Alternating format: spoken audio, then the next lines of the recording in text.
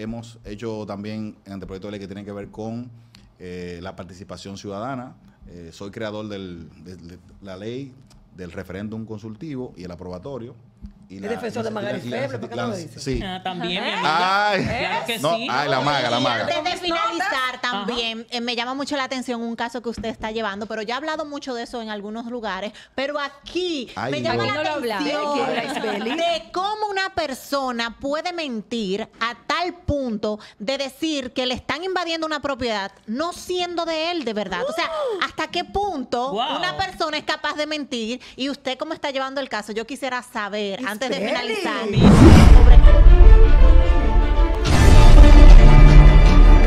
Tenemos noticias judiciales en la farándula que salpican a familias y que también dejan en luto a otras.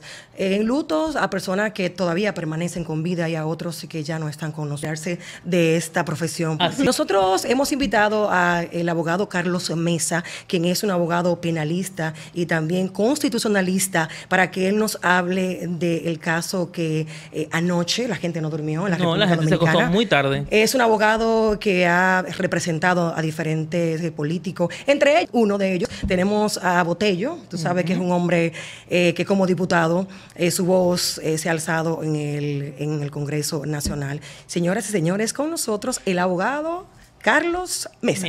Aplausos.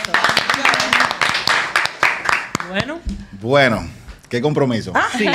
Muy buenas noches, muchachos. Bienvenido. Grace, Isbeli, Gaby y Marlon. ¿Se aprendió los nombres? Claro. Gracias Para que por la tú veas. invitación. Muy bonito el estudio. Los felicito y qué bueno, qué bueno. Estamos aquí para compartir con ustedes y estamos aquí para lo que ustedes entiendan. gracias. Ay, sí, ¿no? Yo Lo quita para preguntar. tuve el Sí, placer- ya nosotros ya nos pica. Tuve el placer de conocerlo en la entrada y de verdad encantadísima de tenerlo aquí en la red. Usted sabe que ahora mismo el tema a tope es lo que está pasando con el doctorcito. Como dice mi compañera Grace, anoche estuvieron ya dictando sentencia. Muchas personas están de acuerdo, otras no. Y sería bueno como que nos empape un poquito sobre el tema, porque hay personas que dicen que cómo es posible que dan ese tipo de sentencias diferentes si los tres están involucrados en el mismo caso. Sí, O sea, correcto. ¿podría explicar un poquito para las personas que no entienden la razón de por qué la diferencia de tiempo? Sí, claro, vamos a proceder a explicar. Yo trato primero de poner en contexto a todo el público y al estudio también para que se entienda de qué se trata el proceso.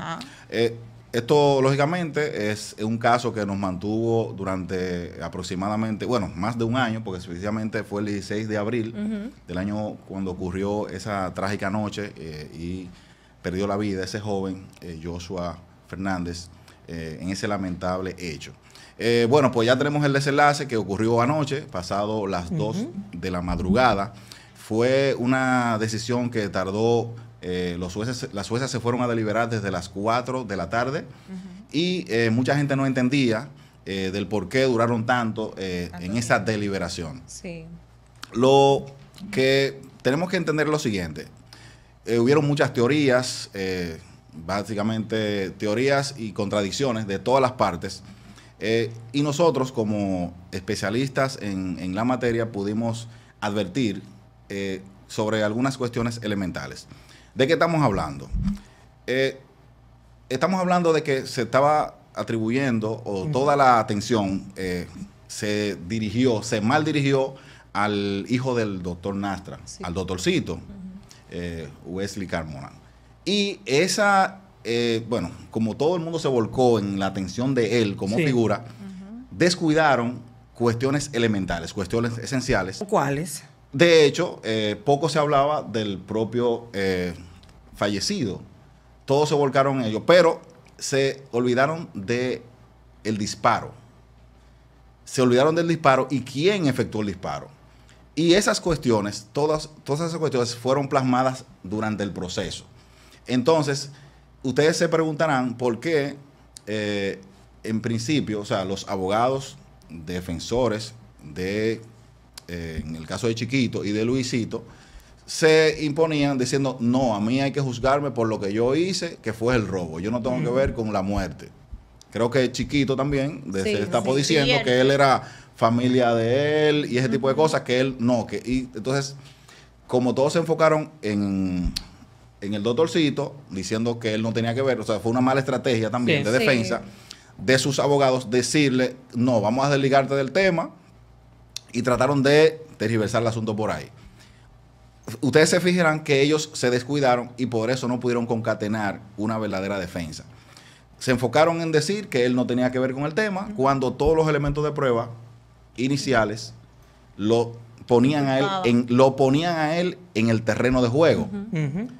Entonces, el tema del arma, que no supuestamente nunca apareció, pero eso no es excusa para no juzgar a una persona sobre los hechos.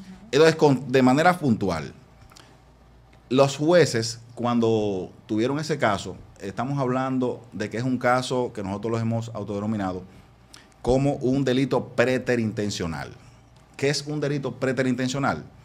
Es un delito en el cual, por ejemplo, tú tienes la intención, imagínate que tú tienes una discusión con alguien, lo empujas y esa persona se cae y se da la nuca y eso le causa la muerte. Sí. La intención tuya fue empujarlo. Entonces, los delitos preterintencionales precisamente es eso. Tú tienes la intención de hacer algo y se agrava. El robo agravado es un delito preterintencional.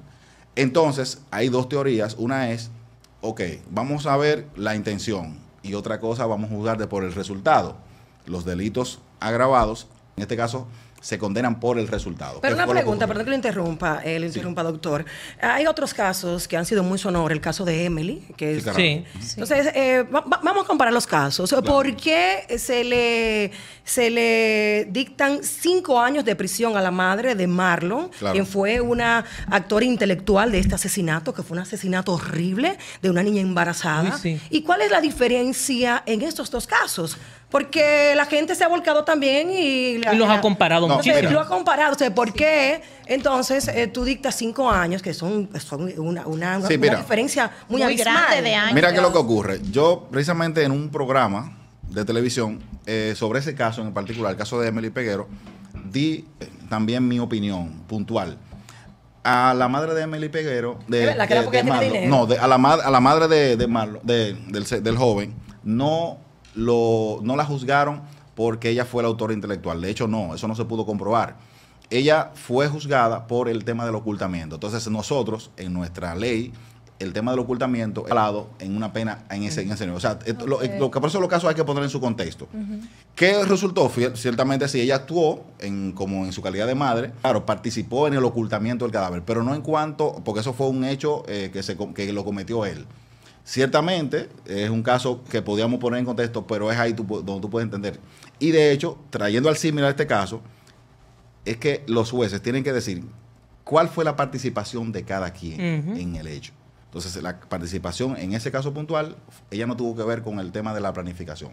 Sí, el subconsciente la traicionó, porque ella sí sabía que ella estaba muerta. Fíjate que cuando le hablaban, ella se refería en pasado. Y eso es, el subconsciente te traiciona terriblemente. Exacto. Pero en este caso, un ejemplo, el doctorcito, como le estaba comentando atrás de cámara, fue quien prácticamente dio las indicaciones de absolutamente todo. Claro, o sea, si él se hubiese quedado en su casa acostado, los otros dos jóvenes también estuvieran en su casa acostados. No llaman al taxista y no ocurre ningún hecho. Correcto, mira, eso es crucial. Y ese razonamiento al cual también tú has llegado, también fue el razonamiento de las juezas. Hay que felicitarla. Sí.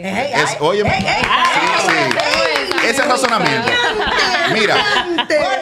Mira, eso fue uno de los razonamientos te dije que los jueces están obligados, los jueces están obligados a valorar los elementos de prueba, a concatenar cada uno de ellos y a poner cada cosa en su lugar. Por eso duraron tanto en la instrumentación de esta sentencia para llegar a esa conclusión a la que finalmente llegaron. Entonces, tú me preguntabas al principio por qué a él, que tiene esa participación, que él fue prácticamente quien, sin él, si tú lo sacas a él del concierto, el hecho no hubiese ocurrido. Claro. Exactamente. Pero ahí vamos. Él se pudo demostrar que como participó como host en la discoteca y en derecho se dan cuestiones que se dan, por ejemplo, se dice hechos no controvertidos y hechos controvertidos. Los hechos no controvertidos son aquellos que se pueden demostrar sin tener que entrar en mucho razonamiento.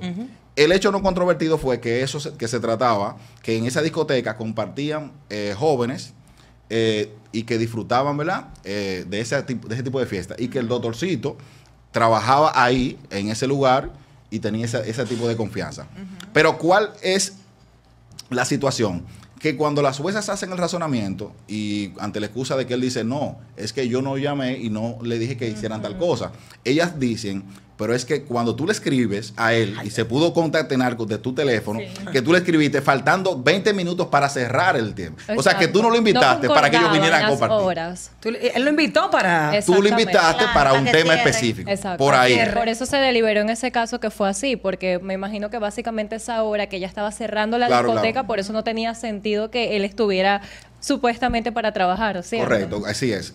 Entonces, dicho esto, entonces pasamos al tema de lo que ocurrió, a la escena del crimen. Porque ustedes pueden escuchar que hablaron de un video, de que no existe el video, de cuando ocurre el disparo, de que no está el arma, de que no está... Entonces, esas son teorías que ellos jugaron con eso.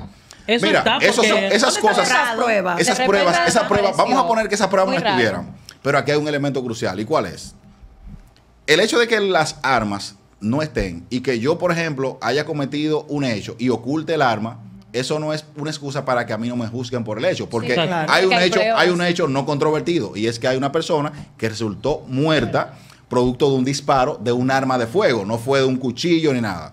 Entonces, las juezas hicieron como una especie de estudio forense que invitaron a un experto y dibujó, volvió a instrumentar todo lo que era la escena del crimen y la recreó. Y ahí pudieron establecer que pasado esa hora, luego de que ellos cometieron el atraco a varias personas, que las personas fueron testigos y se querellaron, el auto de ellos estaba parqueado en vía contraria y el auto de Joshua estaba prácticamente al frente. Es decir, que no... O sea, Joshua no era la víctima para fines del atraco. Él estaba verificando un atraco. Estaba en el momento indicado. Entonces, el tema, ¿recuerdan el tema de los disparos? Hay dos disparos que sí se pudieron advertir.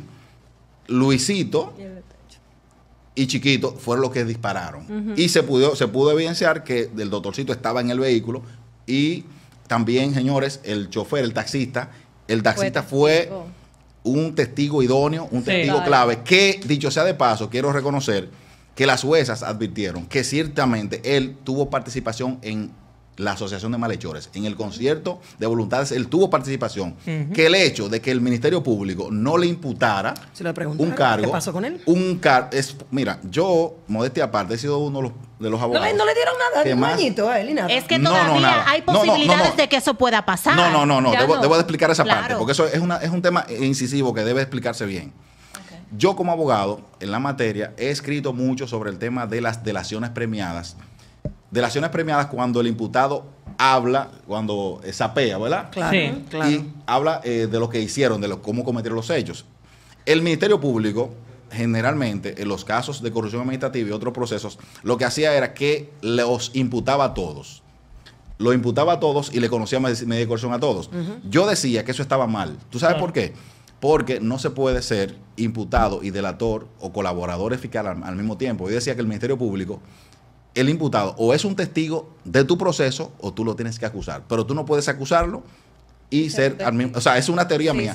Y realmente quiero decirte que el Ministerio Público la está aplicando y ha ido resolviendo ese tema. Por eso en el caso de Joshua, a ese taxista, en vez de imputarlo, lo pusieron como el colaborador eficaz y como el testigo estrella. De hecho, por él fue que se pudo concatenar todo. Sí, exactamente. Entonces, volviendo al